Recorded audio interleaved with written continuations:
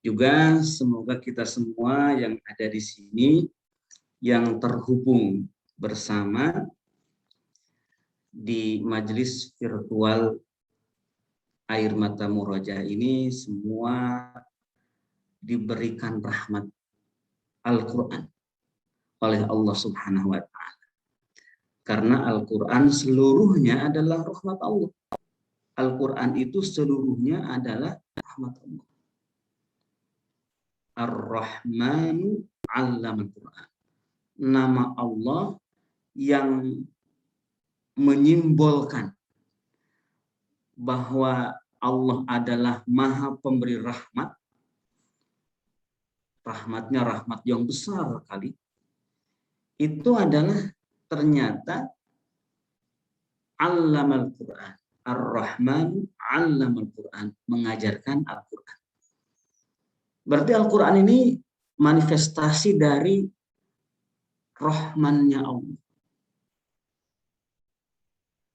Al-Quran seluruhnya adalah rahmat. Setiap ayatnya adalah rahmat, itu kasih sayang. Rahmat itu mungkin untuk mendekatkan pemahaman begini. Makan dan tidak makan. Yang menyebabkan seseorang tidak lapar adalah makan. Yang menyebabkan seseorang tetap hidup adalah makan. Maka makan itu adalah rahmat dari Allah karena menjadikan tetap hidup, tetap sehat dan tidak sakit. Maka makanan itu adalah rahmat. Itu contohnya, seperti itu rahmat itu. Bagaimana kalau sekarang Ustadz Rian pas makan jadi keracunan? Nah, itu ya. Jadi sebenarnya yang menjadikan seseorang hidup dan sehat itu rahmat Allah atau makanan? Rahmat Allah. Ketika rahmat Allah dicabut dari makanan, ternyata makanan itu mematikan. Sekarang misalkan terbalik, minum racun. Racun diminum, mematikan. Mati itu. Misalkan seorang hafiz Quran diracun, ya, diracun.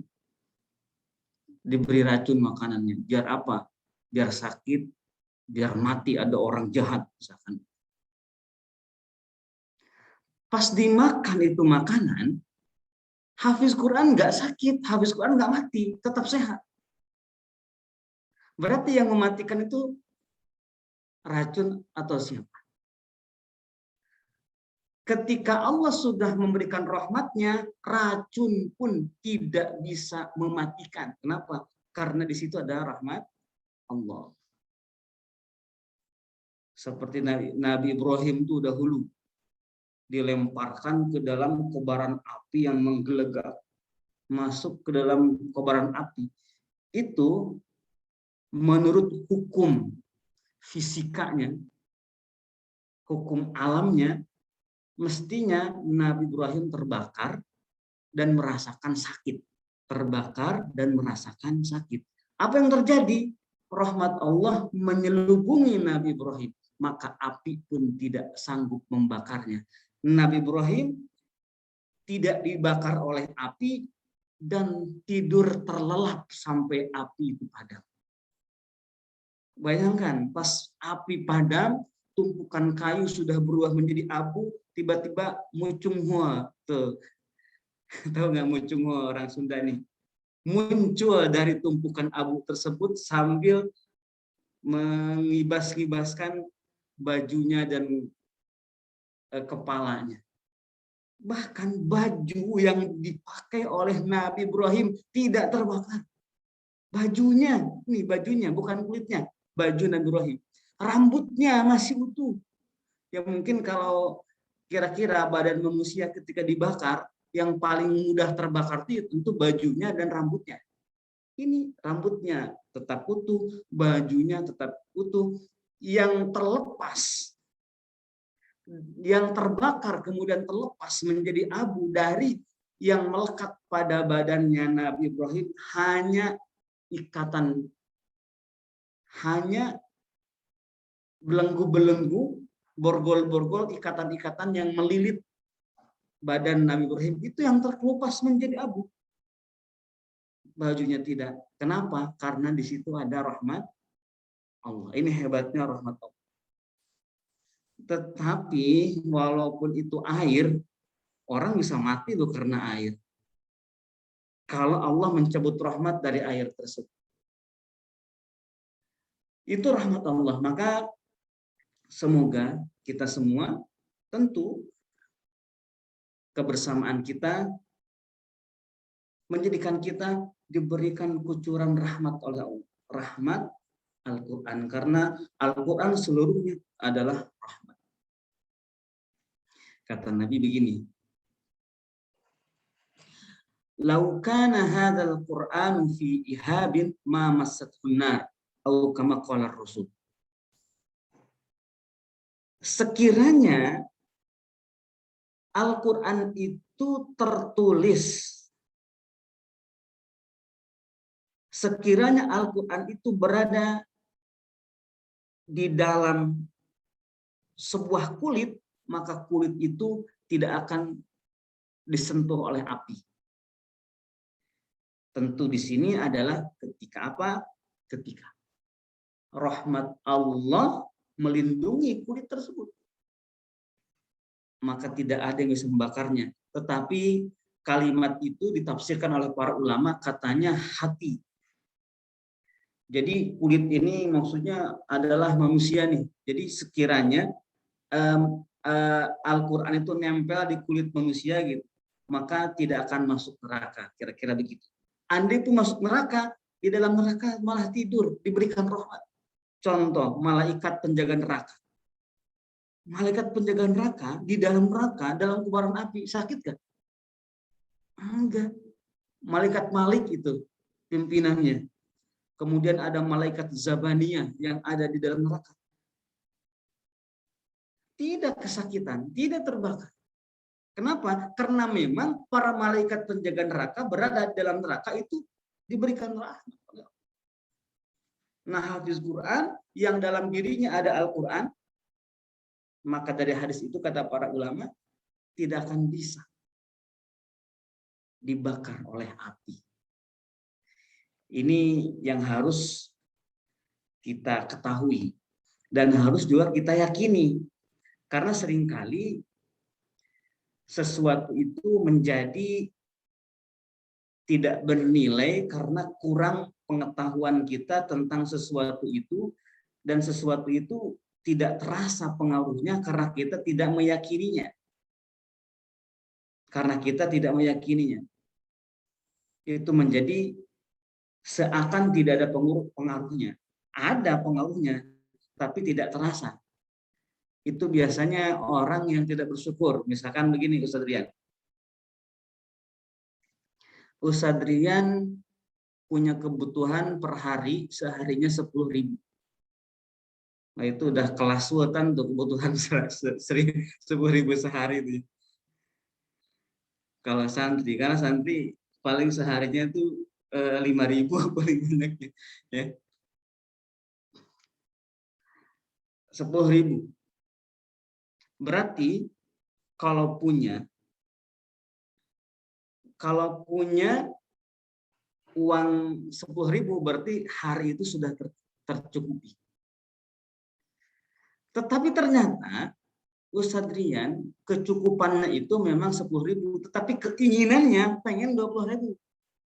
Maka ketika dapat 10.000 karena dalam hatinya pengennya 20.000, jadi nggak berharga 10.000 itu, kurang. Lalu besoknya ternyata Ustadz Rian dapat 20.000. Tetapi sayangnya besoknya itu seleranya udah naik lagi jadi 30.000. Tetap saja ketika mendapatkan apa yang dibutuhkannya, karena Ustadz Rian ini menginginkan sesuatu yang melebihi kebutuhannya, maka Ustadz Rian tidak bisa melihat nilai dari uang 10.000 atau 20.000 yang didapatkannya saat itu. Jadi tidak terasa. Nah, bagaimana kata Imam Al-Ghazali agar uang 10.000 itu menjadi terasa berharga? Caranya adalah tidak dikasih uang sama sekali. Baru tuh berharga. Aduh iya ya 10.000 sudah cukup gitu ya. Caranya di situ. Kalau dikasih nikmat terus ya terus. Nah, Al-Quran pun juga sama. Begitu Al-Quran juga. Allah ngasih satu surah, pengennya 2 surah. Ya jadi nggak kerasa tuh di situ. Ayo loh nih, mulai masuk. Allah udah kasih 1 juz, tapi pengennya 30 juz. Jadi yang 1 juz ini tidak disyukuri. Belum gitu ya. Jadi nilai 1 juz ini menjadi tidak bernilai. Kenapa? Karena keinginannya menginginkan Allah ngasihnya 2 juz, 3 juz, sampai 30 juz. Ini bahaya. Dikasih oleh Allah hafalan 1 juz, itu menjadi terasa kecil. Ya tentu kita harus melihat selera yang tinggi. Pengen banget sih 30 juz, ya bagus. Kalau kan dalam ibadah begitu ya. Dalam ibadah itu kita harus melihat kepada yang di atas kita. Itu bagus. Tetapi jangan sampai mengecilkan apa yang sudah Allah berikan. Karena nilai suatu amal di mata Allah itu bukan berapa banyaknya, tetapi berapa beratnya. Makanya kan ada istilah timbangan amal. Faman saqulat mawazinu. Saqulat mawazinu itu timbangan amal baiknya berat. Timbangan amal baiknya berat. Jadi berat banget. Begitu. Bukan soal besarnya. Bisa saja ada amal sebesar gunung, tetapi pas ditimbang, ini nggak ada nilainya nih gitu. Tetapi ada hanya sebutir sebesar ujung jempol saja ini amalnya, tapi pas ditimbang oleh Allah di akhirat, wah ini berat, mengalahkan gunung-gunung di dunia itu beratnya. Artinya begini, bisa saja hafalan Quran 30 juz, tetapi pas ditimbang bobotnya oleh Allah, lah kok tidak setimbang satu pun dari Al-Ikhlas nih. Bagaimana ini? Tetapi ada yang hafalannya Al-Fatihah doang. Ini ada doang Al-Fatihah, kok ada doangnya. Misalkan ya, mestinya sih kalau Quran meskipun 1 ayat nggak doang itu udah besar banget itu. Harus disyukuri. Pas ditimbang kok berat banget nih. Ini karena sang hafiz Quran yang diberikan oleh Allah Subhanahu wa taala hafal Al-Quran, dia mengerti nilainya dan dia mengerti cara mensyukurinya. Senang terus pokoknya. Allah kasih 1 ayat, senang banget. Itu menjadi kuat tuh. Berat sekali bobot. Nah, kalau sekarang kita menghafal Quran masih memikirkan bagaimana 30 juz dan bagaimana mungkin sehingga menghafal itu tidak nyaman. Allah kasih hafalan 1 lembar gak nyaman karena pengennya 2 lembar. Itu menghafal masih karena nafsu. Nantinya ngambang tuh seperti awan. Ya, nggak tetap seperti awan, mestinya kokoh seperti gunung tuh hafalan itu. Bukan rapuh seperti angin atau awan. Awan juga katanya berat itu ya sebenarnya. Ini lebih ringan daripada awan. Karena awan itu menyimpan air. Kalau ini enggak. Awan kosong yang tidak ada airnya. Jangan seperti itu. Maka setiap kita menghafal Al-Quran dan kita hafal 1 ayat, maka kita harus ingat dan kita harus mengetahui di ayat yang kita hafal dan Allah berikan kepada kita, di situ ada rahmatnya. Di situ ada rahmatnya. Walau anna Qur'anan suyirat bihil jibalu au qutti'at bihil ardu au kullima bihil mauta. Sekiranya Al-Quran ini dengan Al-Quran ini gunung dilemparkan, bumi dibelah-belah, maka bisa dengan Quran itu. Au kulli mabil mauta, orang-orang yang mati bisa jadi berbicara, bisa dengan Quran ini. Itu tentu bagi siapa? Bagi orang yang selalu mengerti. Maka harga diberikan hafalan Al-Quran oleh Allah itu lebih mahal dibanding dengan nyawa. Jadi kalau kita punya nyawa nih, Ustaz Rian, maka sudahlah nyawa itu sampai habis buat Quran. Nyawa tuh sampai habis tuh buat Quran semua. Itu nggak bakal rugi. Sekiranya kita punya 1000 nyawa dari Allah, maka sampai nyawa yang ke-1000 tetap buat Quran. Karena saking berharganya Quran. Kira-kira Sadian punya berapa nyawa nih?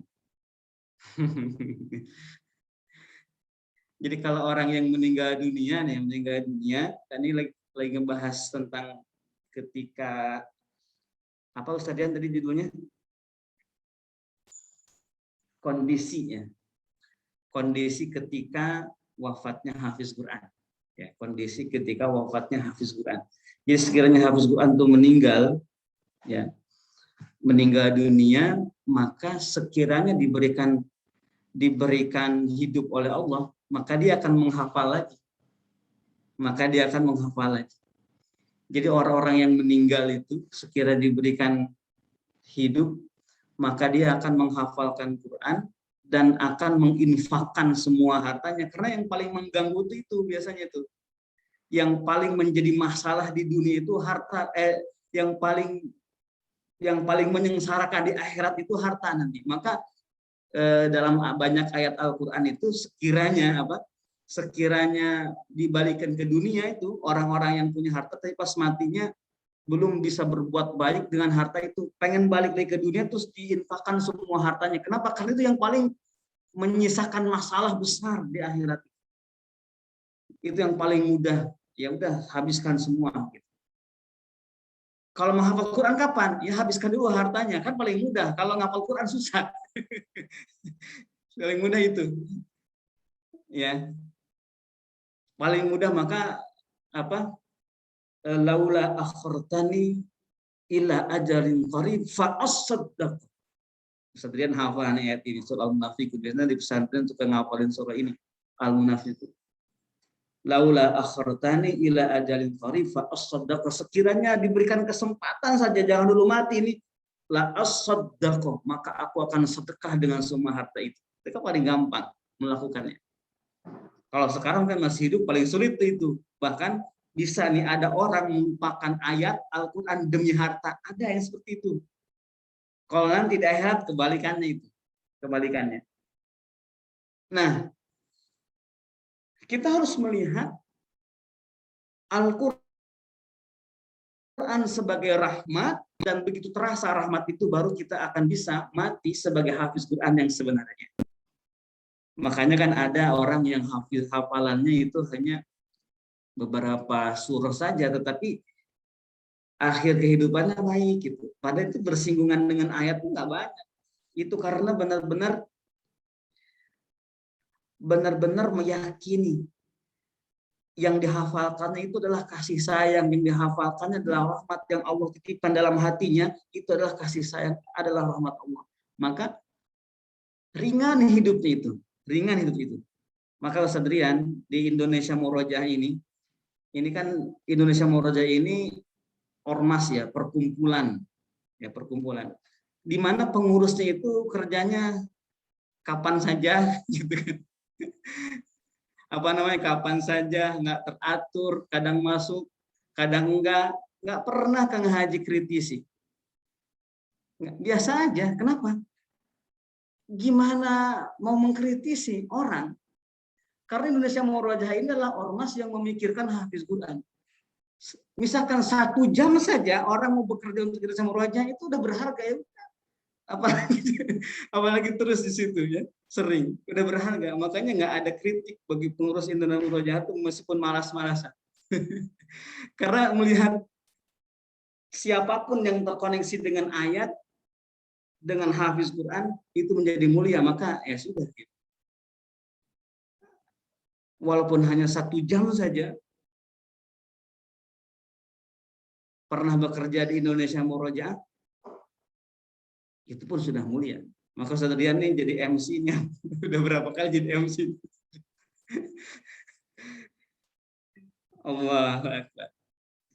Nah, kebahagiaan hafiz Quran tertinggi adalah di akhir hayatnya.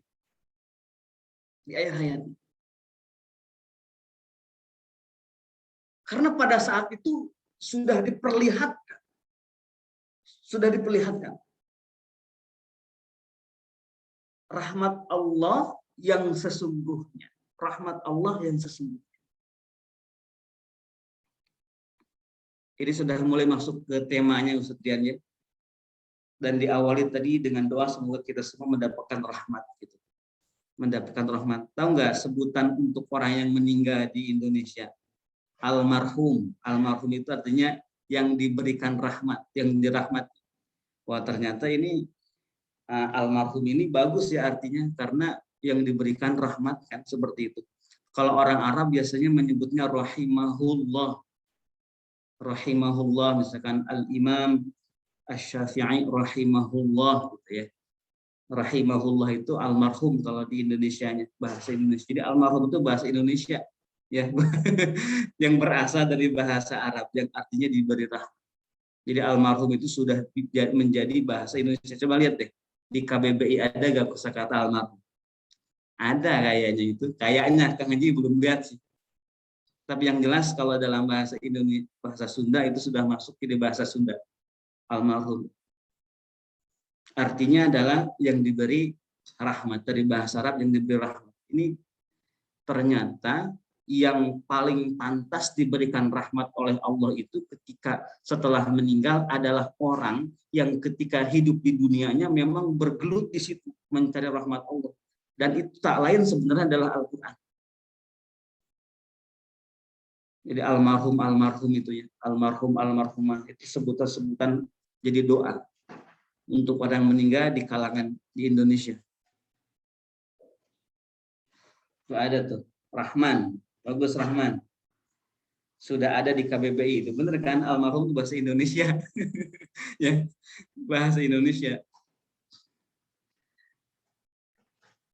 Bahasa Indonesia yang berasal dari bahasa Arab yang artinya diberikan rahmat. Akhirnya karena sudah menjadi Indonesia, orang kafir mati almarhum aja kan, jadi wah ini nggak beres ya.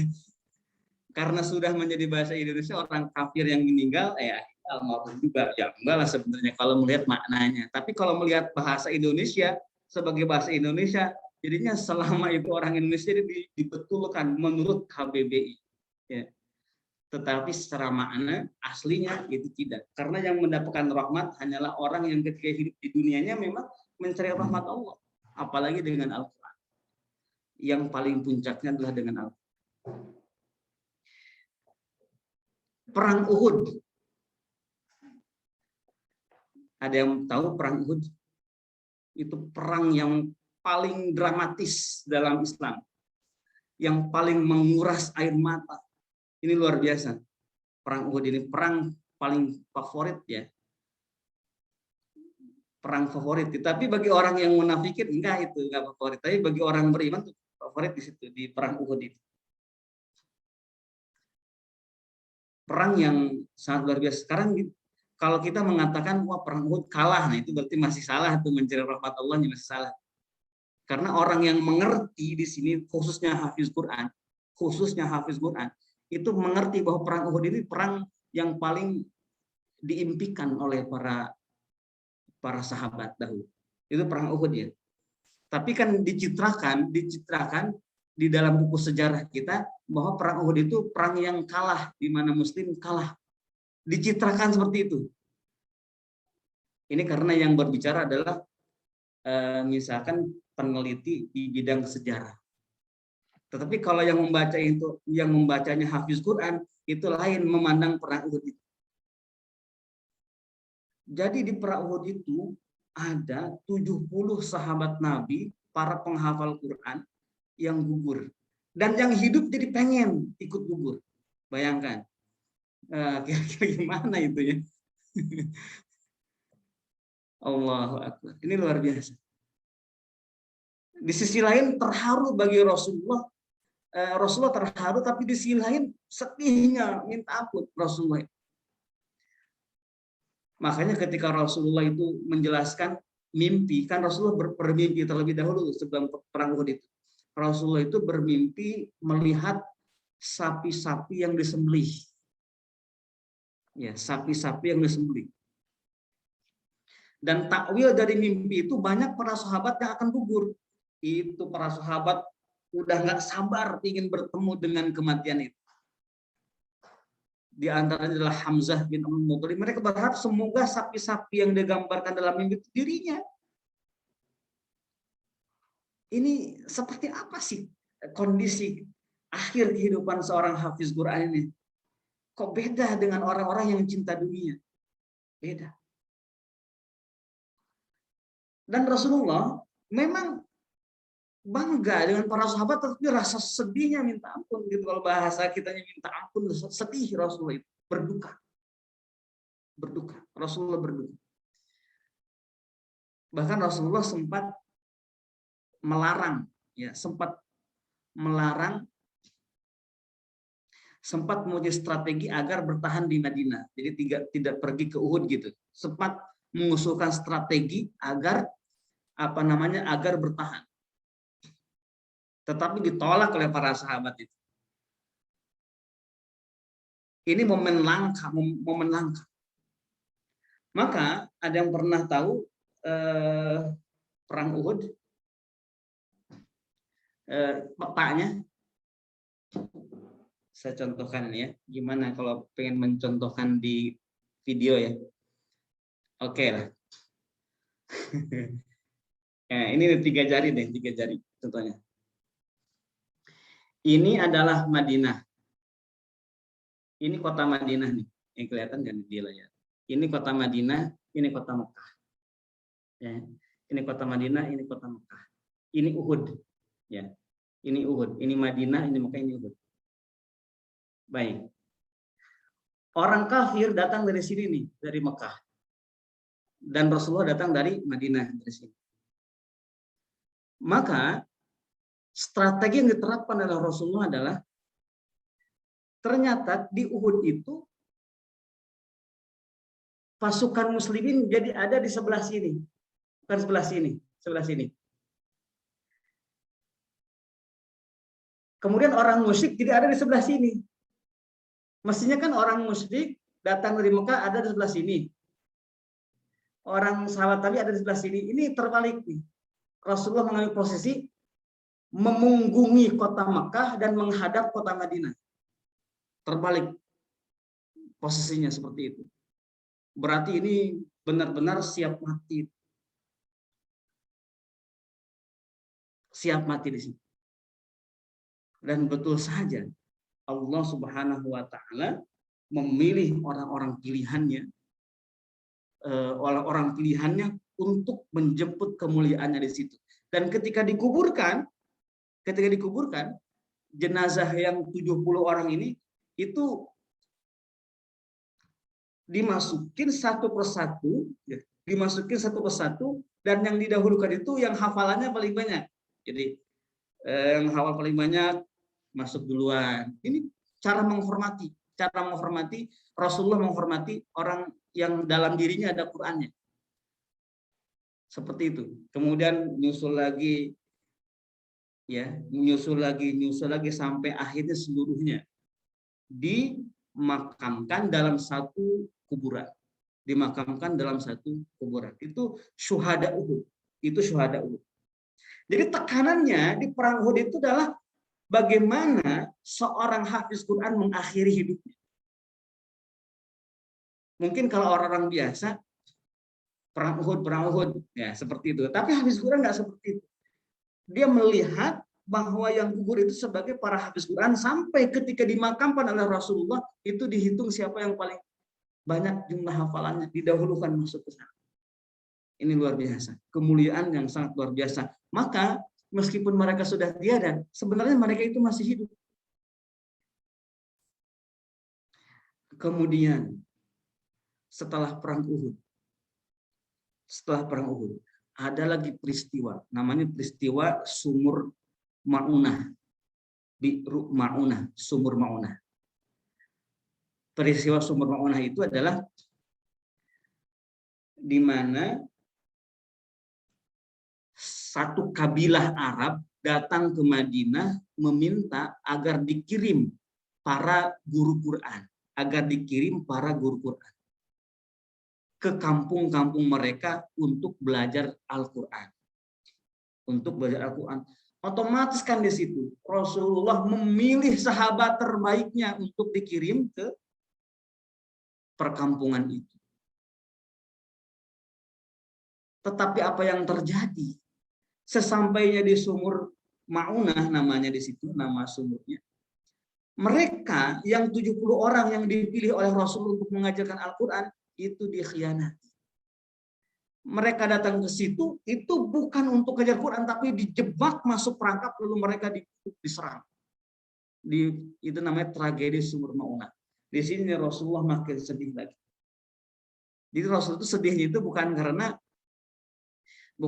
ada yang meninggal doang, tetapi yang meninggalnya ini para hafiz Quran. Persoalannya kenapa sih nggak yang lain aja gitu. Mungkin bahasa kasarnya kayak begitu ya. Ini malah sahabat pilihan yang wafat di situ, yang lebih menjadikan Rasulullah menangis itu dan berduka. Kalau bahasa dalam sejarahnya Rasulullah berduka.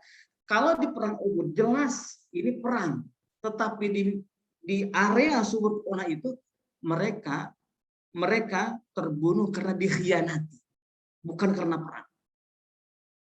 Itu bayangkan, ya, bagaimana perasaan Rasulullah saat itu. Tetapi memang itulah yang dicari oleh para hafiz Quran. Jadi hafiz Quran itu selalu menginginkan hidup terbaik dan mati terbaik. Hidup terbaik dan mati terbaik. Itu hafiz Quran. Sebagaimana hidupnya, itulah matinya. Jadi hidupnya bersama Quran terus, murojaah terus, pas meninggalnya juga pasti penuh dengan kemuliaan. Ya, kalau di dunianya nggak kayak begitu gitu, pengennya doang jadi hafiz Quran, pengennya doang, murojaahnya malas, ngapalin Quran malas, dikasih hafalan sama Allah sedikit, pengennya banyak. Ini aneh, pengennya banyak tetapi semangatnya nggak banyak, kan jadi kontras itu, liur. Ya, kalau orang sudah bilang ini nggak nyambung amat ini ya. Pengennya banyak, dikasih Allah sedikit sama Allah sedikit, nggak, kurang bersyukur. Pengennya banyak, sementara kerja kerasnya nggak seperti itu. Pengennya mah pengen santai doang, ya, santai doang. Mengapa sekali lihat langsung hafal, satu halaman lihat langsung hafal gitu. Pengen begitu, santai gitu ya. Pengennya santai, nggak mau kerja keras, tapi hafalan pengen banyak dan mungkin. Nah ini mimpi dari mana ceritanya ini kayak begini ya? Halu ya. Ada hafiz Quran yang halu, pengen lancar, pengen mungkin, pengen banyak, tetapi ikhtiarnya nggak sebanyak itu. Ketika Allah kasih hafalan yang sedikit, bukannya bersyukur, ya ternyata lelah doang nih katanya. Ya Allah, untung dikasih sama Allah hafalan segitu juga. Itu tanda sayangnya Allah. Maka para hafiz Quran pada zaman Rasulullah ini istimewa di mata Rasulullah. Disebutnya Al-Qurra. Dan mereka sebenarnya ketika Rasulullah SAW menyebut mereka dengan sebutan Al-Qurra, Al-Qurra itu artinya para penghimpun Al-Quran dalam bentuk hafalan. Al-Qurra itu para penghimpun Al-Quran dalam bentuk hafalan atau dalam bentuk bacaan. Dalam bentuk hafalan atau bacaan. Ya. Mereka itu para sahabat kalau baca Quran ya pakai hafalan. Jadi bukan hafiz ya, tapi qori gitu. Apa sih hafiz dan qori bedanya? Hafiz itu menjaga, belum tentu mulutnya baca. Gitu ya. Diem aja gitu kan misalkan. Makanya hafiz itu mushaf juga nih, mushaf nih. Mushaf yang ini termasuk hafiz juga, artinya menjaga Al-Qur'an meskipun nggak terucap. Mushaf ini gitu. Qori itu enggak. Jadi ketika hafalan ada, maka mulutnya baca terus. Itu namanya qori. Kalau sekarang sebut qori apa? Qori itu sekarang baca Quran sambil melihat ya. Itu salah. Yang benar itu adalah qori itu adalah menghimpun Al-Qur'an, karena qoro'a artinya jamaah. Qoro'a artinya jamaah, menghimpun, mengumpulkan. Ya. Qori itu menghimpun Al-Qur'an dalam bentuk bacaan. Dalam bentuk bacaan itu maksudnya membaca dari hafalannya. Itu namanya qori, itu sebutan kemuliaan bagi para hafiz Quran zaman Rasul. Dilihat dari jumlah hafalannya, di antara mereka banyak yang masih belum banyak hafalannya. Masih belum banyak hafalannya. Dan tentu yang dihafal oleh mereka pada zaman Nabi itu hanyalah ayat-ayat Al-Quran yang sudah turun saja. Yang sudah turun saja. Kalau saya hitung, ini perkiraannya, kalau saya hitung, pada peristiwa Perang Uhud itu, mungkin sekiranya ya, Al-Quran yang sudah turun itu, ini 50%. 50%. Al-Quran yang sudah turun 50%. Meskipun seluruh surah sudah turun. Ya, seluruh surah itu sudah turun. Kecuali surah An-Nasr.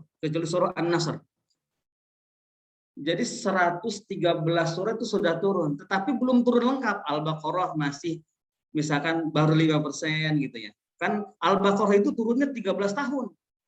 Baru tamat itu Al-Baqarah itu. Ya, Al-Baqarah itu dari mulai Rasulullah hijrah ke Madinah sampai beberapa hari menjelang wafat baru selesai Al-Baqarah itu turunnya. Jadi kalau surahnya sudah turun itu, tetapi jumlah ayatnya belum semua.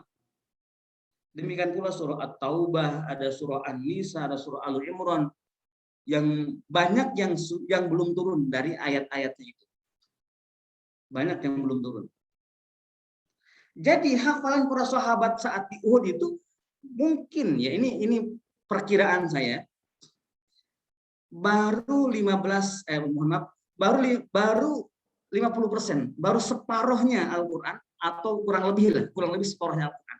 Tetapi meskipun baru separuh, tetap saja mereka disebut hafiz Quran, qurra oleh Rasulullah. Seakan-akan sudah seluruhnya Quran, sudah hafal. Seakan-akan Al-Quran sudah hafal seluruhnya. Disinilah pentingnya kita memang menjaga niat dan menjaga kesungguhan dalam menghafal. Karena ternyata kalau sekiranya kita wafat dalam keadaan belum selesai 30 juz, maka tetap dicatatnya sudah 30 juz. Kenapa? Karena sekiranya masih diberikan hidup, maka masih tetap melanjutkan menghafalnya. Gitu, Saudrian. Jadi Saudrian masih menghafal, atau yang lain masih menghafal, terus saja menghafal. Maka sering saya katakan, menghafallah sampai ketika kita nanti mati, kita sudah hafal selesai seluruh Al-Quran, atau kita mati dalam keadaan masih berjuang menghafal Al-Quran. Dua-duanya mulia, sama mulianya. Mulia dua-duanya, sama mulianya. Tradisi hafiz Quran yang hidup mulia dan mati syahid, jadi hidupnya mulia, matinya syahid pula, itu berlanjut sampai pada zaman Abu Bakar As-Siddiq. Rasulullah sudah wafat, ini hafiz Quran. Kalau mendengar Quran dinistakan, kalau mendengar Quran dihinakan, itu paling hatinya terluka gitu ya, hatinya terluka. Ya bagaimana tidak terluka? Ada orang menghinakan ayat yang begitu diagungkannya dalam hati. Maka dalam pertempuran Yamamah, dulu itu ada perang Yamamah pada zaman Khalifah Abu Bakar As-Siddiq, tidak lama setelah Rasulullah wafat. Tidak lama setelah Rasulullah wafat. Itu ada pertempuran Yamamah. Dan di pertempuran Yamamah itu ternyata yang paling depan itu sampai banyak yang gugur itu para hafiz Quran. Di antara yang gugur di situ ada Salim Maula Abi Huzaifah.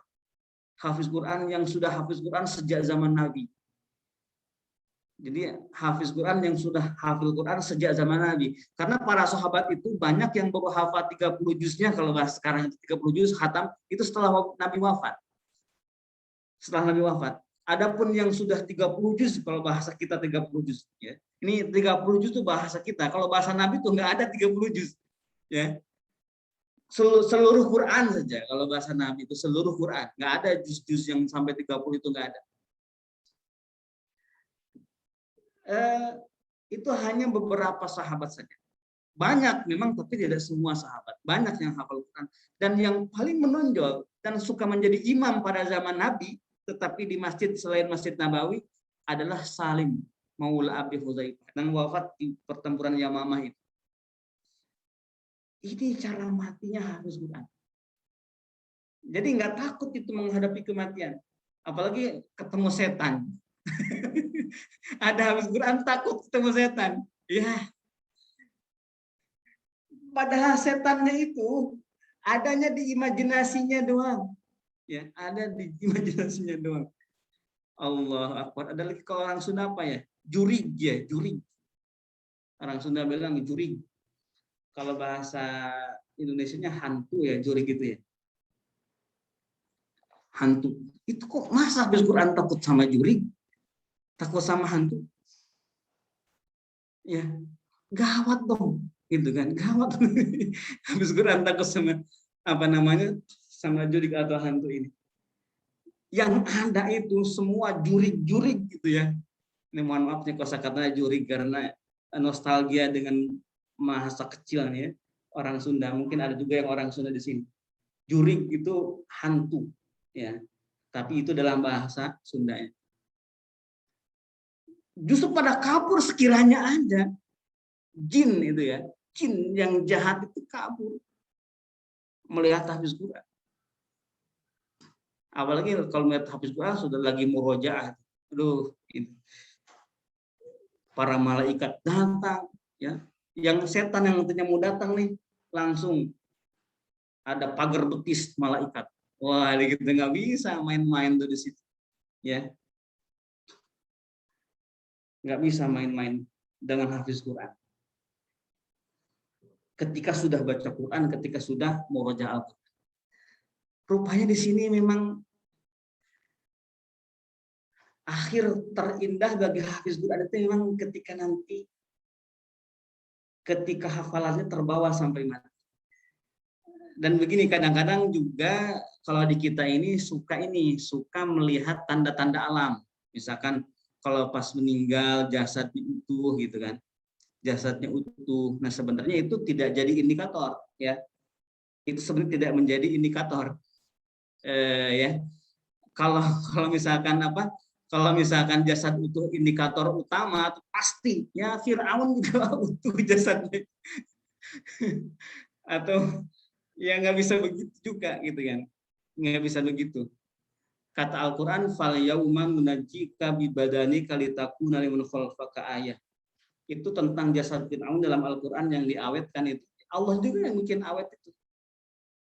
Meskipun secara ilmiahnya ternyata ada balsem katanya itu yang dioleskan di situ, yang diantara balsem bahan-bahannya itu adalah kapur barus katanya.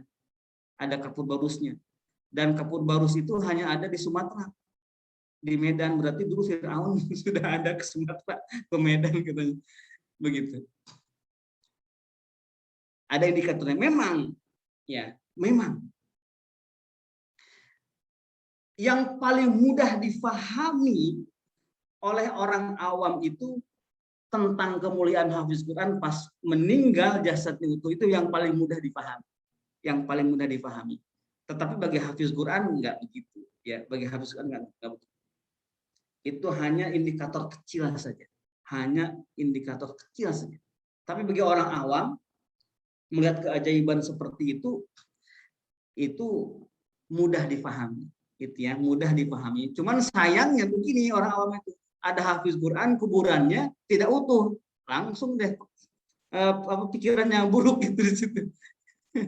Gimana ini ya hafiz Quran tapi kok jasadnya nggak utuh ya, itu jadi bahaya juga sih sebenarnya itu ya, bahaya juga.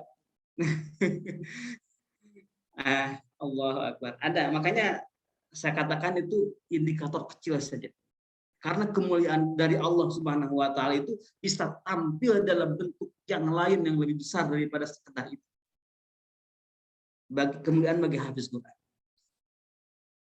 Cara Allah memuliakan hafiz Quran, mengawetkan jasadnya atau mengawetkan hafalannya, mengawetkan ilmu dan lain-lain. Banyak sekali indikatornya. Kalau tapi memang juga sulit dipahami oleh orang awam, tapi orang awam bisa melihat di situ. Cuman salahnya adalah nanti ketika ada hafiz Quran wafat, tiba-tiba ternyata dibongkar jasadnya itu tidak utuh. Nah, ini jadi negatif thinking nih di orang awam ini. Jadi keliru nantinya. Karena seringkali orang awam itu melihat kehebatan dan mukjizat Al-Quran itu dilihat dari hal-hal yang ajaib gitu, yang ajaib. Orang awam itu yang ajaib. Jadi bukan merasakan, tapi melihat dari orang lain yang ajaib. Atau merasakan pada dirinya yang ajaib juga. Itu kebanyakan, nah itu masih level awam. Tapi nggak apa-apa. Karena benar, kalau Al-Quran memberikan keajaiban, misalkan tiba-tiba pas dibaca jadi sembuh, itu benar. Ya, itu benar. Bahkan nih ada air ya, ada air, kita baca Quran, kemudian air diminum, terus jadi sembuh, itu benar. Ya, itu benar. Benar banget. Maka kalau kita murojaah itu di samping terus saja ada ayat buat kita minum sehari-hari saat murojaah, saat menghafal. Jadi apa yang kita minum, apa yang kita makan ada di situ di hadapan kita sehingga menyerap ya energi positif dari bacaan Quran kita. Airnya, bahkan tasmi Quran juga suka nyimpen air tuh banyak di depannya. Ya, kalau saya kalau nyimpen air lagi tasmi itu nggak pernah dibuka tutup botolnya, takut ini virus. Virus ya. Karena ya, nggak mesti dibuka kan ya, nggak mesti dibuka tutup penutup botolnya, ditutup saja, karena kan yang direspon oleh oleh air itu bukan udaranya, bukan, tapi suaranya, suara bacaannya. Oleh karena itu kalau bacaannya pelan ini suaranya nggak gitu ya, beda nantinya hasilnya. Itu benar. Kalau ada keajaiban yang Allah timpakan atau Allah berikan kepada hadis Quran secara ajaib, itu benar kemuliaan Al-Quran. Ya, kemuliaan Al-Quran. Tetapi itu hanya salah satu indikatornya saja. Hanya salah satu indikatornya saja. Tanda-tanda yang jelas gitu, yang jelas bahwa hafiz Quran itu adalah akhir hidupnya baik. Justru ketika sedang akhir hayatnya dia lagi banyak-banyaknya murojaah. Lagi dekat-dekatnya dengan Quran. Wah, itu kelihatan banget, kelihatan banget yang bisa dilihat oleh mata kepala. Nggak perlu menunggu keajaiban apapun di situ. Ada yang tahu nggak Uwais Al-Qarni? Uwais Al-Qarni. Ada yang tahu Uwais Al-Qarni? Uwais Al-Qarni itu seorang tabi'in yang begitu mulia, sebaik-baik tabi'in.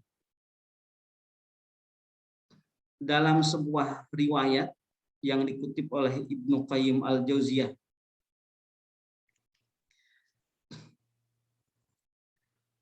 ternyata Uwais Al-Qarni ini, yang orang yang soleh ini, yang ahli Quran dan berbakti kepada ibunya, wafatnya itu hanya diketahui oleh 3 orang. Wafatnya hanya diketahui oleh 3 orang. Kan kalau di kita kan berarti wafatnya nggak mulia dong, yang nyolatinnya dikit. Ini udah salah persepsi lagi di situ. Yang nyolatinnya dikit gitu kan. Khawatir gitu ya. Keajaiban menjadi salah satu jadi indikator tuh menjadi sempit gitu kemuliaan seseorang. Jangan lihat dari situ. Hanya diketahui oleh 3 orang. Jadi saat itu 3 orang pedagang yang hendak berdagang bertemu dengan seseorang yang mengaku budak. Saya ini seorang budak. Dalam keadaan menangis. Kenapa kamu, kata orang 3 orang ini, kenapa kamu ini dalam kondisi memprihatinkan seperti ini, kan badannya kurus gitu kan. Badannya kurus, menangis, dalam keadaan menangis. Terus dijawab oleh Uwais itu. Aku adalah seorang budak yang lari dari majikannya, katanya. Makanya saya menyesal. Gitu. Maksud Uwais kan dia merasa seorang hamba Allah tuh lari dari Allah gitu, menjauh dari Allah. Itu kan orang yang soleh begitu, merasa selalu merasa amal yang dipersembahkan oleh dirinya sedikit, tetapi selalu merasa nikmat yang Allah berikan banyak gitu ya. Selalu merasa amal yang dilakukan kecil, tapi selalu merasa nikmat yang Allah berikan banyak. Itu orang soleh itu kayak begitu. Itu malam-malam kedinginan, akhirnya disuruh masuk ke tenda. Di perjalanan gurun pasir nih ceritanya, di gurun pasir. Pas malam-malam 3 orang pedagang itu menemukan sang budak tersebut nggak ada di tenda. Ternyata lagi sholat di luar tenda. Kelihatan. Kemudian masuk lagi 3 orang pedagang itu, saudagar, ke dalam tenda, mendengar sebuah jeritan, kemudian keluar lagi ke tenda, lihat ternyata sang budak tadi itu sudah wafat. Jadi wafatnya di situ tuh, Uwais Al-Qarni wafatnya di situ. Menurut ceritanya Ibnu Qayyim Al-Jauziyah. Wafatnya di situ, hanya disaksikan oleh 3 orang saja. Hanya saja bingungnya adalah ini bagaimana caranya ini ada orang jenazah di gurun pasir, nggak ada air buat memandikan jenazahnya. Gitu. Akhirnya masuk lagi ke tenda, ada perbekalan air kan di botol kayak gitu buat minum, buat digunakan buat memandikan jenazah tersebut. Apa yang terjadi? Ketika keluar dari tenda, ada danau di situ terlihat. Sehingga bisa memandikan jenazah itu dengan air yang melimpah tersebut di situ. Dan ketika masuk ke dalam tenda juga sudah tersedia kafan yang bagus. 2 orang pedagang ini masih bingung, tapi dijalankan terus. Yang paling mengerikan, bukan mengerikannya, yang paling membuat dada mereka bergetar adalah ketika disolatkan oleh 3 orang. Kemudian imamnya mengatakan Allahu Akbar, maka terdengar seluruh penjuru bumi itu semuanya pada bertakbir. Banyak sekali. Hanya 3 orang tapi gumul takbir memenuhi bumi yang ada di situ. Bayangkan. Berarti siapa yang mau sholat? Malaikat. Artinya begini, seringkali kita selalu mengukur kematian seseorang itu dengan hal-hal yang sudah lumrah gitu. Ya. Apakah kemudian begini, ada orang yang wafat disolatkan oleh orang banyak, apakah mulia? Ya mulia. Ya, mulia. Itu mulia. Tetapi tidak kemudian kita berkesimpulan bahwa yang mensolatkan sedikit itu tidak mulia. Jadi aneh juga gitu. Ya, jangan sampai seperti itu. Jangan sampai seperti itu. Abu Dzar Al-Ghifari bahkan wafatnya di gurun pasir, gak ada yang tahu itu katanya. Abu Dzar sahabat Nabi. Ya bagaimana seorang mulia itu dimuliakan oleh Allah Subhanahu wa taala tidak selalu dalam perspektif manusia kemuliaannya. Kan banyak juga yang salah. Manusia selalu berpikir orang yang dikasih harta banyak itu mulia. Nih misalkan hafiz Quran, waduh, hafiz Quran ini udah mah ganteng, kayak Ustadz Rian gitu ya, uangnya banyak, usahanya maju, rumahnya besar, kendaraannya banyak, disebutnya sukses nggak? Sukses tuh oleh orang awam tuh kayak begitu. Padahal kan bukan itu kesuksesan hafiz Quran yang sebenarnya. Tapi kan gimana lagi? Ya, penilaian orang awam itu melihat sukses itu kayak begitu. Misalkan bisa juara internasional, dapat hadiahnya banyak. Hadiahnya banyak. Itu disebut sukses. Ya, oleh orang awam disebut sukses. Padahal kesuksesan yang sebenarnya bukan itu. Hanya saja memang ketika kita melihat seorang hafiz Quran berhasil, seperti itu yang terlihat, kita harus mengatakan itu memang benar berkah Al-Quran. Tetapi itu bukan indikator yang sesungguhnya. Itu hanya indikator oleh orang awam saja. Justru banyak hafiz Quran yang memilih hidupnya sederhana. Hafiz Quran yang memilih hidupnya itu tidak ada apa-apa. Bisa dicontohkan, Rasulullah itu, kata Siti Aisyah, di rumah Rasulullah itu setiap harinya sering tidak memasak. Bayangkan, sering tidak memasak. Dari dapur tuh nggak ngebul tuh, dapur Nabi itu. Nah, sekarang dapur di pesantren aja ngebul terus tuh tiap pagi ya. Di pesantren ngebul. Rumah Nabi, dapurnya sering nggak ngebul, nggak masak. Yang ada itu hanya al-aswadani. Al-aswadani itu adalah kurma dan air. Itu makanan Rasulullah di rumah Siti Aisyah itu. Itu sengaja begitu memang. Karena hatinya hafiz Quran itu nggak lihat dari situ.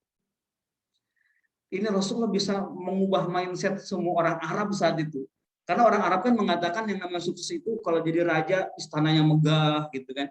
Kemudian singgasananya ada megah juga, banyak emas, banyak apalah dan sebagainya, itu sukses. Rasulullah ketika menguasai jazirah Arab dicontohkan oleh Rasulullah, rumah Rasulullah itu ukurannya sangat kecil, mungkin seperti kontrakan kira-kira gitu ya, seperti kontrakan 3x4 lah, gitu ya, 3x4 rumah Rasulullah di situ. Ada bagian dapurnya di luar sedikit.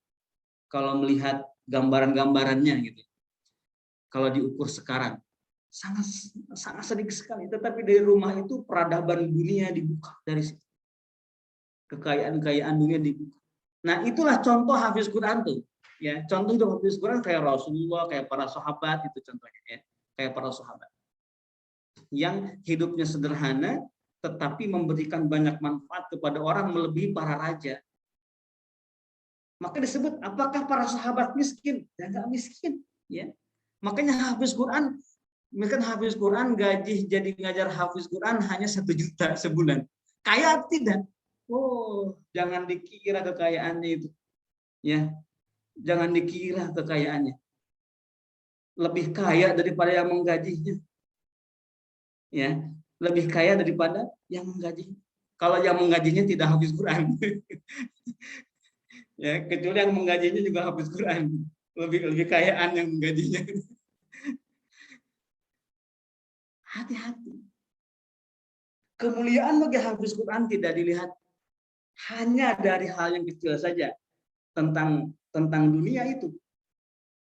Kecuali bagi orang awam. Mungkin itu yang bisa terlihat, padahal sejatinya bukanlah itu. Sejatinya bukanlah itu. Memang juga nantinya akan menjadi sulit mengajak orang gitu ya, mengajak orang menghafal Quran. Kalau ngomongnya kayak begini sulit nih. Ini karena menjelaskan aslinya. Tapi kalau ngomongnya begini, kalau Quran nanti kamu bakal jadi kaya, langsung mau gitu kan. Ayo hafal Quran nanti. Jadi diiming-imingi semua diukur sama, dikonversi ke materi itu pada mau zaman sekarang. Pada mau. Nanti jadi begini, jadi mau. Padahal sebetulnya bukan itu. Ya, bukan itu. Kemuliaan hafiz Quran itu adalah ketika Allah menjadikan hari terakhir dalam hidupnya adalah hari terbaiknya, yaitu wafat bersama Al-Quran. Bukan dilihat dari apa yang dimilikinya, tetapi apa yang diberikannya. Itu kira-kira yang bisa dijelaskan dan dibagikan tentang kondisi ketika hafiz Quran wafat. Mudah-mudahan kita semua nih diberikan umur yang panjang oleh Allah. Karena semakin panjang umur kita, berarti kebersamaan kita bareng Quran makin banyak. Kebersamaan kita dengan Quran makin banyak. Dan juga tentu rahmat Allahnya pun juga makin banyak. Maka orang yang hebat itu adalah orang yang panjang umurnya, ya, panjang umurnya dan panjang yang umur dan banyak ibadah. Jadi panjang umurnya semuanya buat Quran. Mudah-mudahan kita diberikan panjang umur oleh Allah Subhanahu wa Ta'ala. Dan semua kita yang ada di sini diberikan oleh Allah akhir terindah dari kehidupan ini. Benar-benar tenang menghadap Allah, betul-betul siap gitu ya. Wah, ini luar biasa. Karena walau bagaimanapun juga hafiz Quran pasti siap terus sih. Pasti siap terus kapanpun menghadapi kematian. Hafiz Quran selalu siap. Kapanpun juga. Bahkan kalau lagi getol-getolnya itu dulu Ustadz Rian lagi pesantren, lagi ngapal Quran, lagi getol gitu murojaah itu pengen kok nggak mati-mati ya ini. Gitu ya. Terus makanya pas wah ini mau jihad nih, jihad. Wah, pengen berangkat juga tuh jihad juga. Karena kan keren tuh bisa murojaah di medan tempur di mana kematian ada di mata. Kan begitu, itu salah juga pikirnya begitu. Harus mensyukuri apapun yang Allah berikan. Itu waktu dulu lagi murojaah itu bisa berapa sehari kan? Sehari bisa paling sedikitnya 8 jam dengan murojaah. Lagi rajin-rajin, pas sholat juga dilamain gitu kan. Allah Akbar, kita tidak pernah tahu akhir hayat kita, tetapi ketika hidup kita memang sudah terbiasa dengan Al-Quran, maka itulah akhir hidup kita. Semuanya pasti akan mengalami itu, dan Allah berikan kepada kita semua dengan umur yang panjang ini, ya, dengan umur yang panjang ini Allah berikan akhir terindah dalam hidup ini, seperti orang-orang soleh terdahulu dimanapun. Ya, mau di medan perang ke, mau di rumah ke, mau di masjid ke, mau sedang sholat ke, mau di luar sholat ke, mau saat apapun, tetapi tetap terbaik akhirnya. Ustadz Rian lagi ngajar bahasa Arab, boleh itu. Atau lagi murojaah juga boleh. Yang penting Allah berikan akhir terbaik. Ya, akhir terbaik. Allah, kebahagiaan, benar-benar siap menghadap Allah Subhanahu wa Ta'ala. Itu barangkali Ustadz Rian yang bisa di-sharing ya pada pada pagi hari ini udah mulai tidak mungkin nih waktu ini ya. Mulai tidak mungkin ya. Waktu pagi kok dibilangnya malam. Ya. Semoga kita berharap semuanya yang hadir di sini dan kita semua diberikan oleh Allah Subhanahu wa Ta'ala akhir terindah dari kehidupan ini, yaitu akhir bersama Al-Quran. Baik Ustadz Rian, silakan barangkali ada yang sharing juga, yang bertanya atau yang silakan. Wallahu a'lam. Silakan Ustadz Rian. Baik, terima kasih sekali lagi dan sebelumnya kepada Kang Haji atas ilmu yang telah disampaikan mengenai kajian kita pada pagi hari ini ya, khususnya yaitu tentang kondisi wafatnya Hafiz Quran. Nah teman-teman sekalian semuanya, ini ada yang masih bergabung bersama kita, masih ada 166 Kang Haji. Jadi teman-teman mungkin barangkali ada yang ingin bertanya, kami persilahkan. Mungkin teman-teman bisa diketik atau ditulis di room chat, nanti insya Allah saya akan bacakan beberapa pertanyaan yang ingin teman-teman tanyakan kepada guru kita bersama.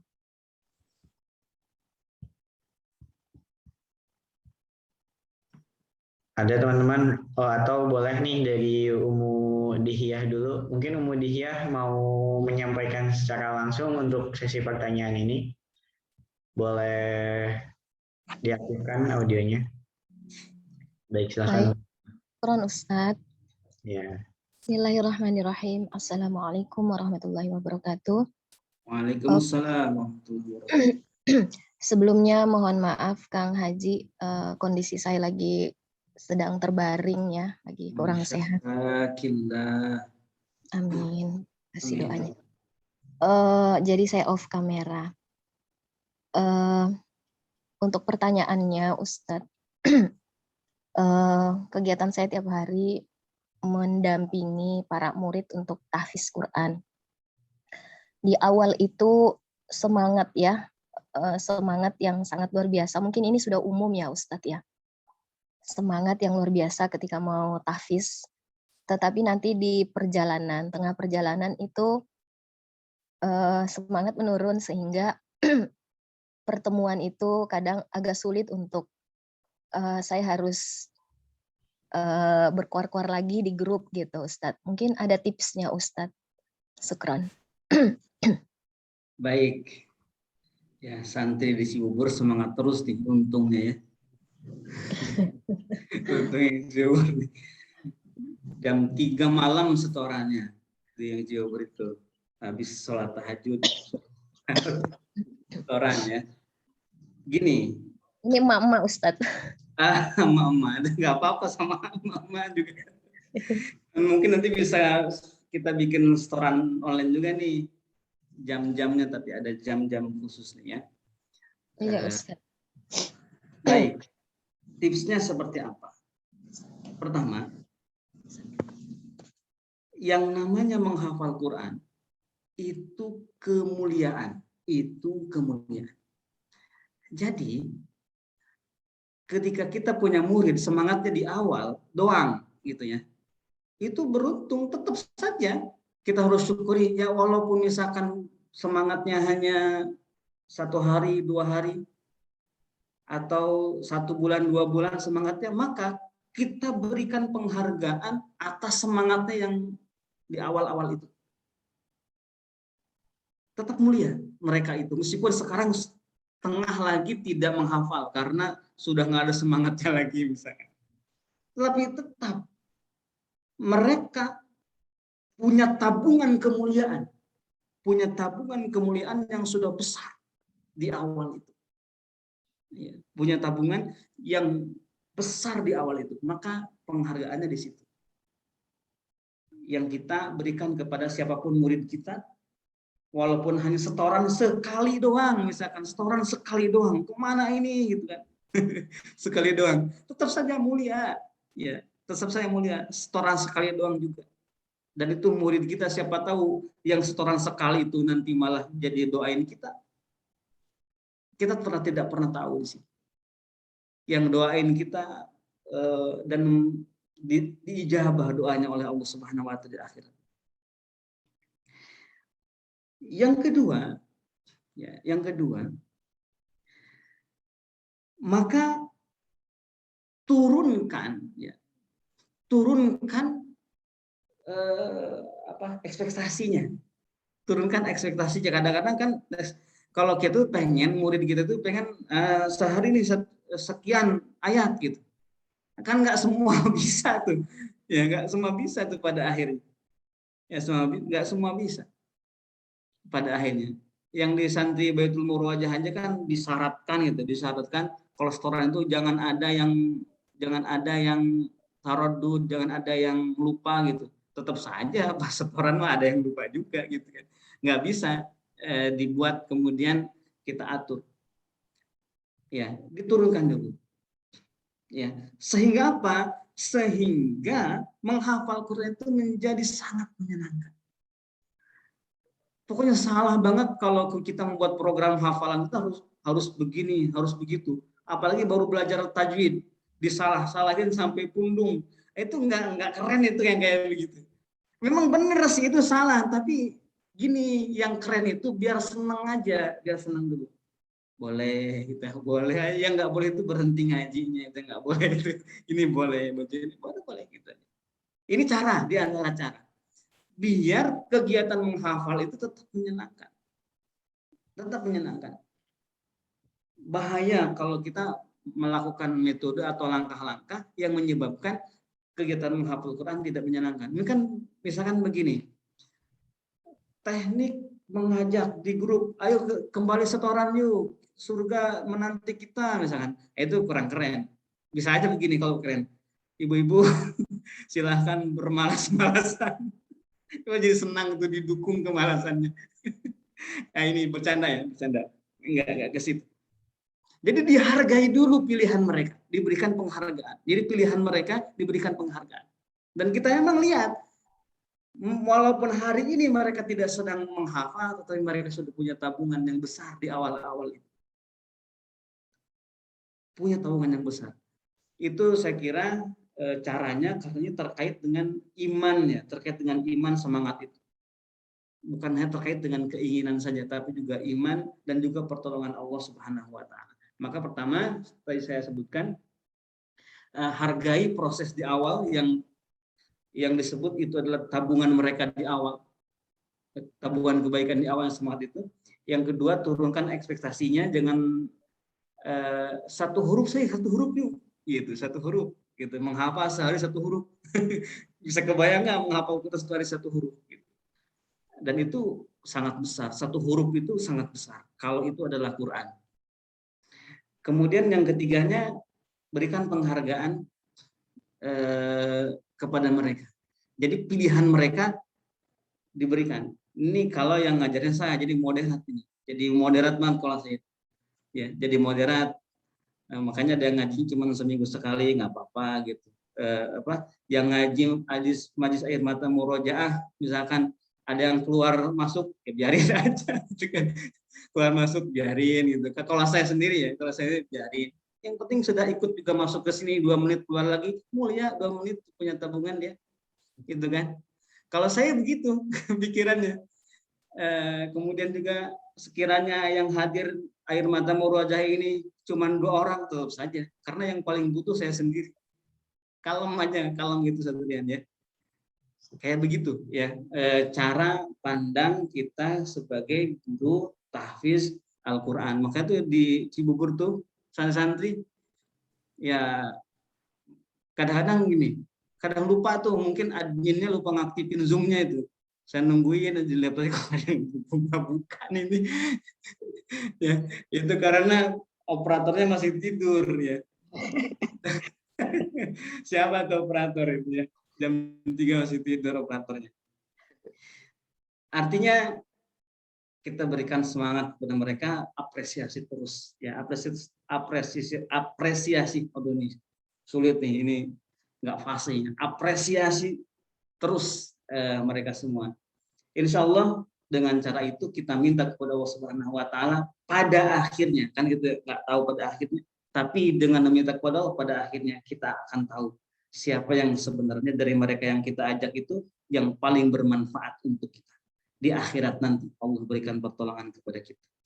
Insya Allah itu jawabannya. Mudah-mudahan bisa menginspirasi atau bisa salah satu alternatif untuk diamalkan.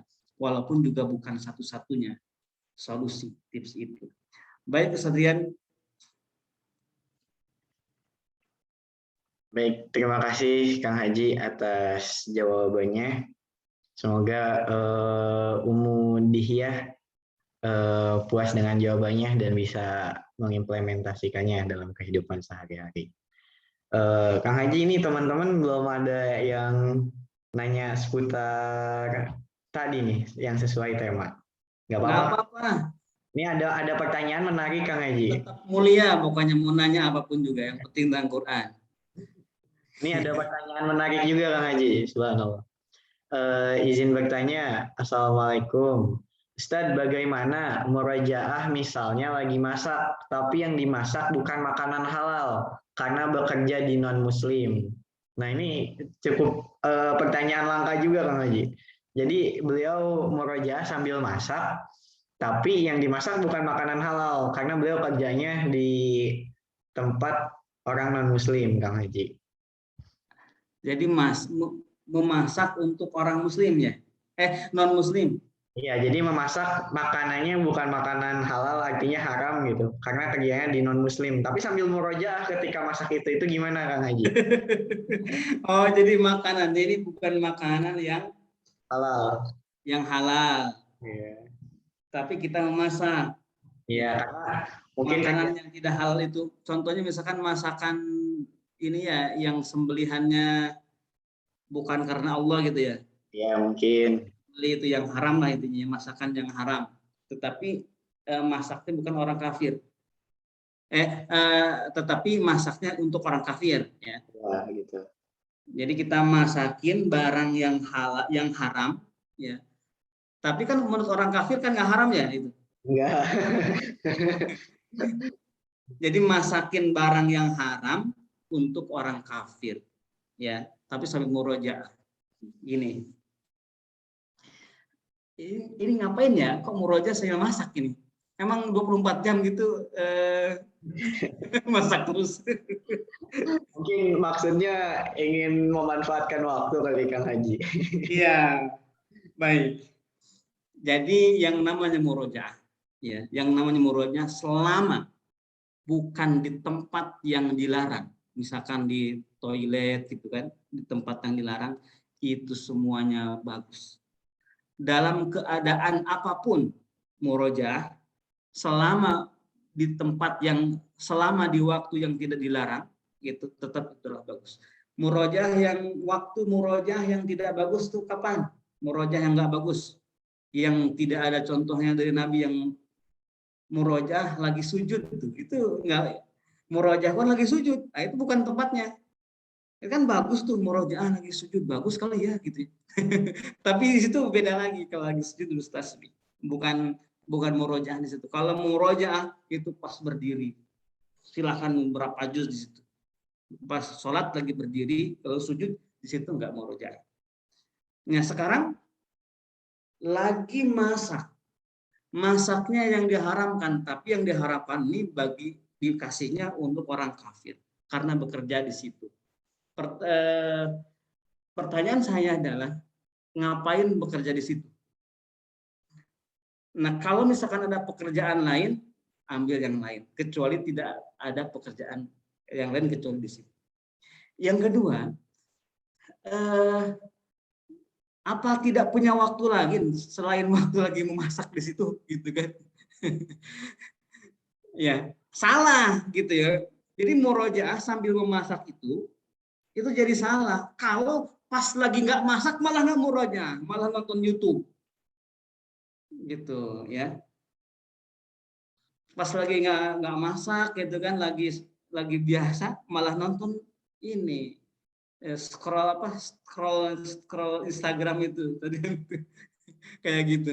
Saya juga pernah soalnya scroll astagfirullah itu sampai 30 menit nggak kerasa. Itu ya, sampai 30 nggak kerasa tuh, scroll aja. Pokoknya insaf, jangan sampai scroll sekali itu nanti akan muncul lagi scroll yang diinginkan oleh nafsu di situ. Pengen scroll lagi, malah begitu ya.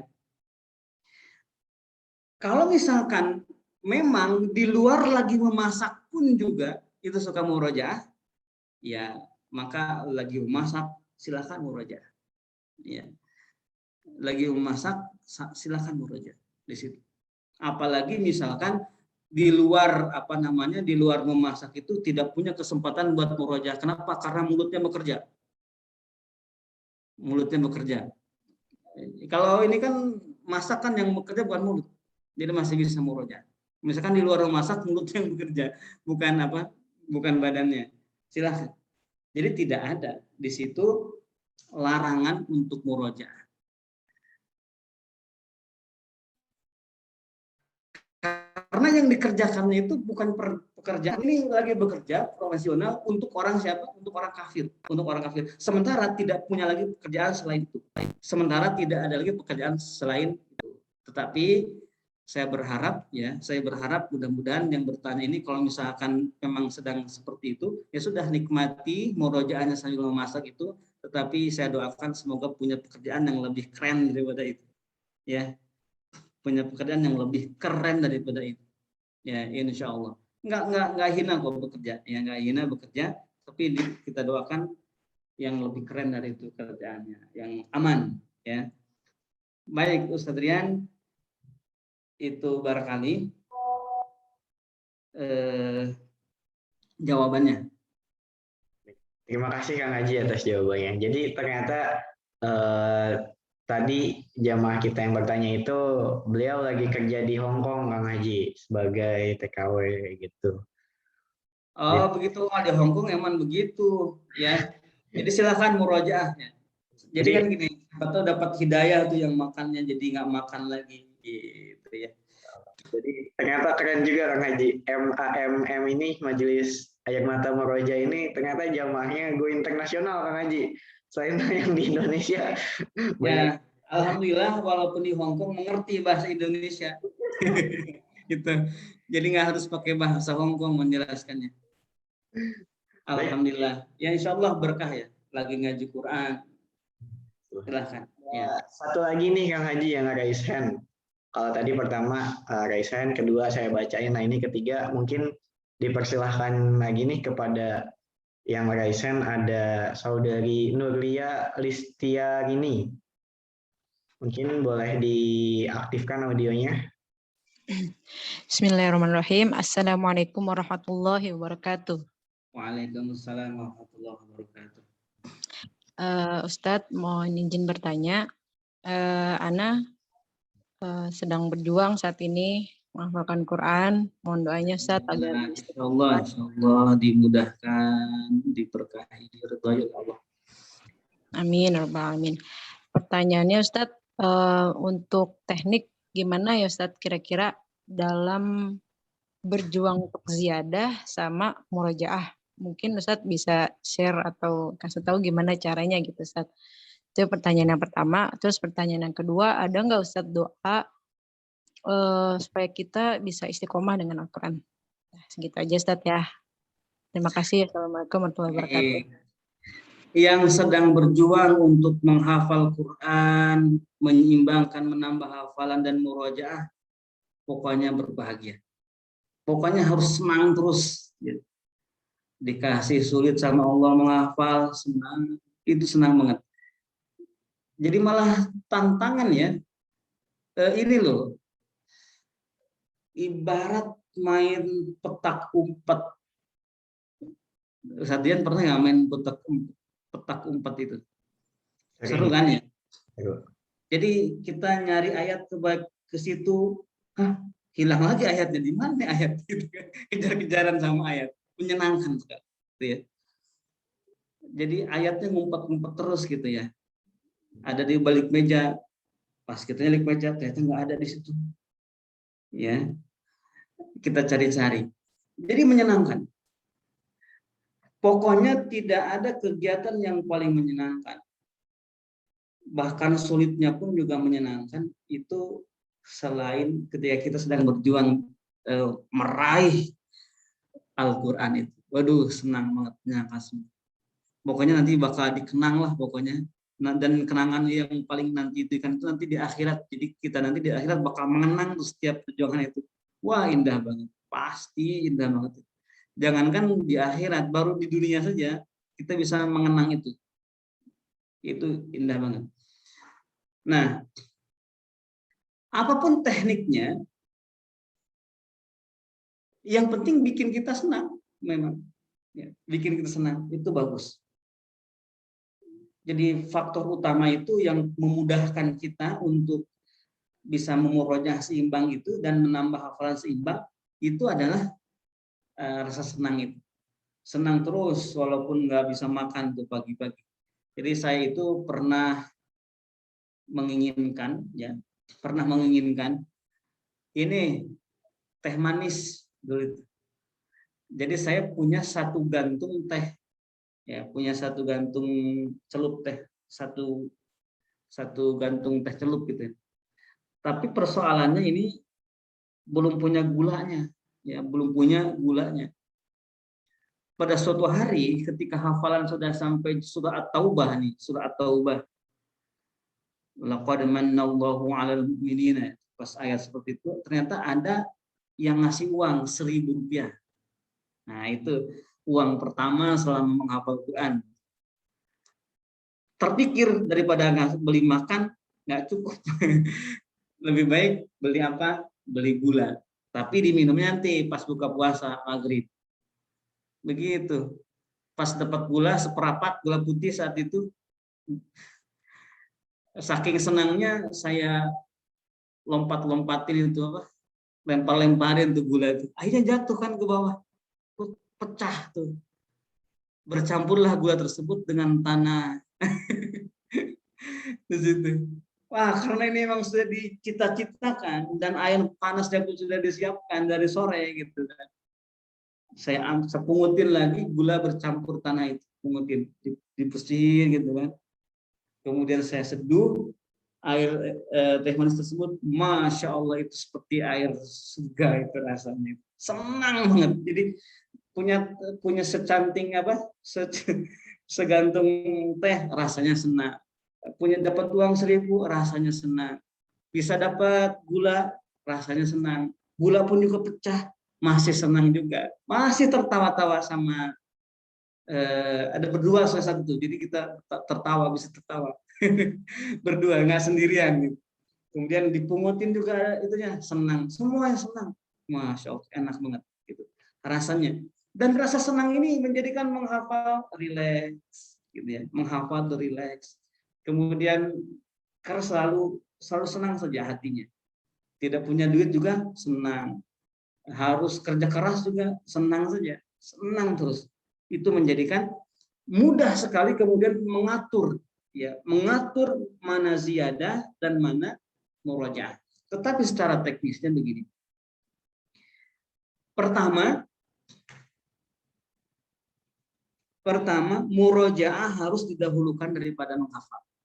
Pertama, teknisnya. Murojaah harus didahulukan daripada menghafal. Yang kedua, memurojaah hafalan yang paling baru. Jadi dimulai dari murojaah hafalan yang paling baru.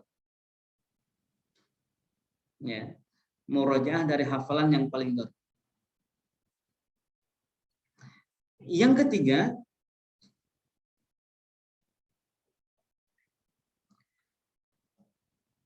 ketika waktunya bentrok antara murojaah dan menambah, misalkan kalau murojaah nggak bisa menambah nih, kalau menambah nggak bisa murojaah, maka lebih baik murojaah tidak menambah. Lebih baik murojaah tidak menambah. Itu yang pasti, ya, yang pasti. Yang keempat, jangan pernah merasa tidak punya waktu. Jangan pernah merasa waktu itu tidak cukup. Ya, jangan pernah merasa waktu itu tidak cukup. Karena waktu itu sudah diatur oleh Allah Subhanahu wa taala untuk cukup. Ya, waktu itu diatur oleh Allah kepada kita itu untuk cukup. Wallahu yuqaddirul laila wan nahar. Kan begitu dalam surah Al-Muzammil. Wallahu yuqaddirul laila wan nahar. Allah udah berikan waktu ke kita itu memang untuk cukup. Jadi walaupun waktunya 1 menit saja itu cukuplah. Orang Allah ngasih segitu. Ya, janganlah berharap 2 menit, Allah kasih 1 menit cukup. Kan hebat tuh menghafal berapa jam sehari, 1 menit sehari. Bagus itu. Yang penting semangat di situ.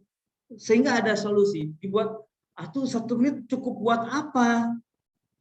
Jangan bilang cukup buat apa. Kalau dalam 1 menit itu bisa mengucapkan 1 ayat, itu keren. Keren banget tuh Sadrian itu. Keren banget. Sangat luar biasa kalau kita bisa memanfaatkan waktu yang sedikit itu, karena akan menjadi banyak nilainya dan berarti. Itu saya kira teknisnya cara-cara murojaah agar tidak kusut ya, mana menambah mana murojaah. Tapi yang paling penting tadi itu selalu senang terus hatinya, senang terus pokoknya hatinya. Makanya jadi santri. Kenapa sih santri selalu sukses menghafal? Karena santri itu senang terus. Ya, senang terus santri itu. Ustaz Rian aja sekarang betah tuh jadi santri. Meskipun usaha jadi ustaz, udah itu masih pengen aja jadi pesantren ya. Saking senangnya. Baik, itu yang bisa dijawab. Dan mungkin Ustaz Rian sudah jam 11.14. Ya, sudah jam 11.14, kita mohon maaf, mungkin Kang Haji hanya bisa menjawab pertanyaan itu saja. Insya Allah kita semua dirahmati oleh Allah Subhanahu wa taala. Yakin, pokoknya yakin ke Allah. Senang terus hatinya, yakin ke Allah. Akhir terbaik kita adalah itulah yang kita cari. Akhir terbaik kita adalah akhir keberadaan kita di dunia dengan Al-Quran. Wallahu alam. Itu sajian Kang Haji undur diri lebih dulu. Wallahu alam. Assalamualaikum warahmatullahi wabarakatuh. Waalaikumsalam warahmatullahi wabarakatuh. Jazakumullah khairan katsir kepada guru kita bersama, guru kita tercinta, Kang Haji, Kiai Haji Deden Mahyarudin. Semoga ilmu yang telah beliau berikan kepada kita bermanfaat untuk kita semua, dan kita bisa mengamalkan dan mengimplementasikannya dalam kehidupan keseharian kita. Amin, amin, Allahumma amin. Teman-teman semua, mari kita doakan guru kita.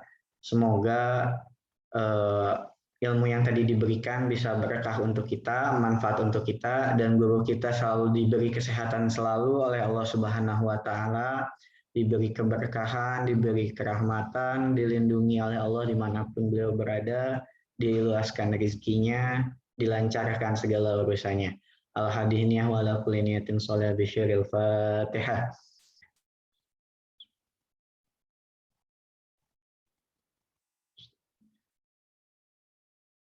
Amin, amin, ya rabbal alamin. Baik, teman-teman semua, sebelum saya mengakhiri sesi kajian ini, saya ingin mengajak teman-teman semua, untuk teman-teman yang belum bergabung, atau mau lebih tahu tentang info-info seputar Indonesia Murojaah, mungkin teman-teman bisa mengikuti media sosialnya, yaitu ada Instagramnya, Murojaah ID, atau juga mau gabung ke Telegramnya, bisa diklik di bio Instagramnya. Nah, teman-teman, Indonesia Murojaah ini saya jelaskan lagi dan kembali bahwasanya kami sebagai fasilitator atau sebagai yang memfasilitasi para penghafal Quran di Indonesia dengan beberapa program. Salah satunya program ini yang pagi hari ini kita laksanakan, yaitu kajian Majelis Air Mata Murojaah. Dan ada juga program yaitu lelang infak. Nah, admin mungkin boleh di-share atau boleh di-share lagi flyernya soal infak ini. Nah, ini merupakan lelang infak untuk Baitul Murojaah dan program dakwah Indonesia Murojaah. Nah, saya mengajak ke teman-teman, mari kita bersama untuk memuliakan para penghafal Al-Quran, untuk mendapatkan pahala dan keberkahan Al-Quran sebagai ikhtiar kita untuk menguatkan hafalan Al-Quran dengan berinfak melalui program lelang infak untuk Baitul Murojaah dan program dakwah Indonesia Murojaah.